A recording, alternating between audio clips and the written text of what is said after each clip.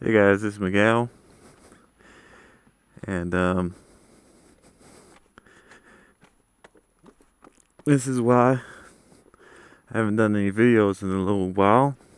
I think it's been probably like I don't know, 2 weeks now. This might be the second week, but this is why, because it keeps snowing, and I park my bike in an alley which doesn't get plowed, and so um, the sunlight doesn't really get back here that often. So it's stayed kind of icy and snowy this whole time. So while the streets were basically clean and good enough for me to ride on for the most part, um, I can't get out and possibly be able to get out, but then have a hard time getting back. So the bikes has just been sitting here under this cover, and then every couple of days I turn it on and let it run for 10, 15 minutes to make sure the battery's up and all that. But I got a request from SoopaBee to do top. I don't know if it was top 5 video games or top 10. I think he did top 10, and so I'm like, I'm just gonna do a top 10. If he did top 5, I'm still gonna do a top 10. But he decided to make a video um, based off of Kill Kitty's video. I think she did top 5, and so he did a video, and he asked me to make a list on his comments, but I was like, no, I should just do a video. So here it is. I'm doing the video. So my list of top 10 video games, which is going to be all over the place most likely, and I'm probably going to miss out on some of my favorite games. I'm doing all this off the top of my head, but these are games that influenced me a lot, made me rethink how games can be created, and games that basically like blew my mind when I first got them or played them. All right, so and also games that I put in hours upon hours in. So speaking of hours per hours, first one, Pokemon Red, Blue.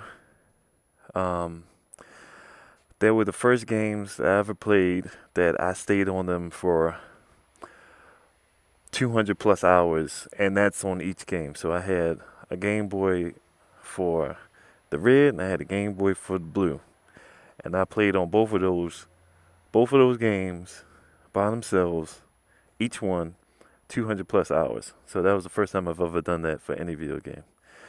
Um, then you got Sonic 2, Sonic the Hedgehog 2 from Sega Genesis, which it's just a classic for me. I grew up as a Sega kid, and I've always liked Sonic. I don't really like Sonic now, but growing up, I always liked Sonic, and to me, that was the best Sonic that's ever been created, and it had the best music um, at the time, anyway. Mortal Kombat, that's 3. Mortal Kombat arcade versions, and I would consider 1, 2, and 3. I think all 3 of those. It wasn't the first time video game companies use real people in the fighting game. The first thing I know of is Pit Fighter, but it was the first one to really go to the ultra violent, well, not really ultra violent, at the time, ultra violent side of fighting games, and having fatalities and creative attacks and just the whole environment of it, especially for the first game. I always think back to the one stage when you're fighting and Shang Tsung's in the background. He's sitting in his chair, and then somebody wins, and then the monks start clapping and stuff. It blew my mind first time seeing it. Sticking with fighting games, Samurai Showdown, Neo Geo, arcade version, and also Street Fighter 2 from Capcom, arcade version. Both of those, Street Fighter 2 was probably the first fighting game that I really got into in the arcade. I played fighting games beforehand, but I don't know, something about Street Fighter 2 that really did it for me. And I wouldn't say I was obsessed with it, but I spent a whole lot of money playing Street Fighter 2. In fact, we used to have a small little arcade up the street from me. I used to go there to play Mortal Kombat and Street Fighter all the time. And Samurai Showdown, because Samurai Showdown had the feel, sort of the feel of every 2D fighter that was coming out around the Street Fighter era, except it had that whole Japanese experience to it. And then it had the zoom function, which was amazing to me at the time, and still am. I'm a huge fan of martial arts and kung fu flicks and all that. And granted, kung fu was Chinese, but the whole point is I was so into that seeing that and that whole feel, that Asian feel to it, really kicked it up a notch. Okay, now I should probably go to RPGs. I'm a huge fan of RPGs, so this is, I guess I can use up the rest of the list with RPGs. Elder Scrolls series, I started with Morrowind, then I went to Oblivion, and then the last one, of course, is Skyrim. I didn't play the ones beforehand, but those were amazing to me. That was the first open world RPG I've ever played, Morrowind, and it was so much to do, so many things to see, and you had your freedom to do whenever you wanted, whenever you wanted. If you want to steal a plate, you could steal a plate. It's not worth much, but you know you had that option, and I always thought that was quite amazing that a game would have something like that. Grandia 2, Grandia 2 for Dreamcast. I played that game quite a bit. It was the first game that really got me into, not RPGing, but it got me into the style it had for turn-based RPGs. It's one of the last turn-based RPGs that I really liked.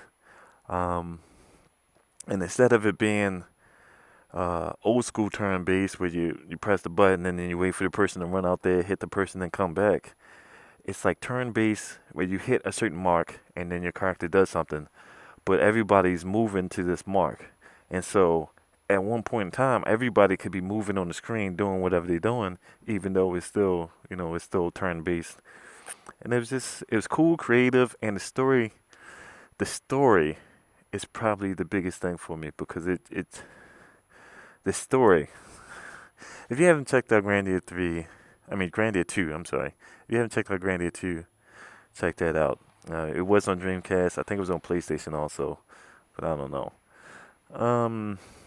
Number 8. I gotta go back to something other than RPGs. GoldenEye and Halo. GoldenEye and Halo are two of the top shooters, not because they are the best shooters, but because, like I said before, they changed the way I looked at shooters. So they were 3D shooters before GoldenEye, but there were I don't think, any dominant or close to being dominant 3D shooters on consoles yet.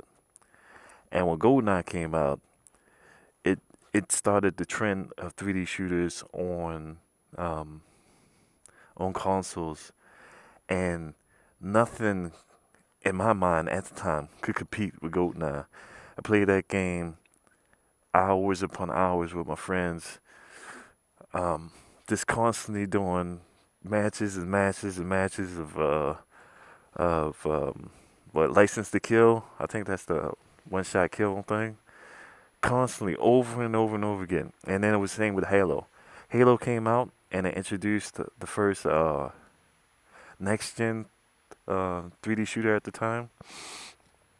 And Halo's story, Halo's looks, Halo's style of play was on the, I think, to me anyway, was on the par of a PC shooter, whereas GoldenEye wasn't on the par on a PC shooter. It was still good, but it still wasn't, PC shooters have been around for a long time, and they had, their own style to it.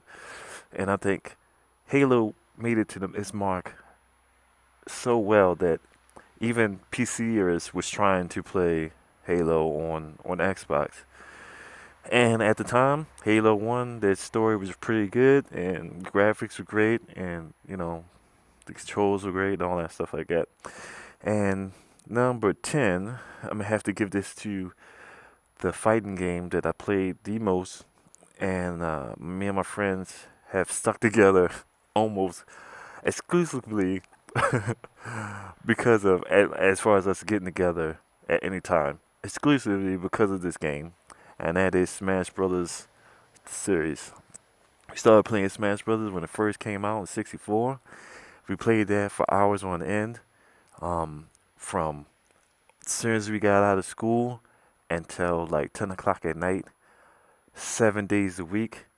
As soon as summer hit, we would go over there maybe like 10 in the morning, stay there playing it until like 10 at night, all through the summer, pretty much.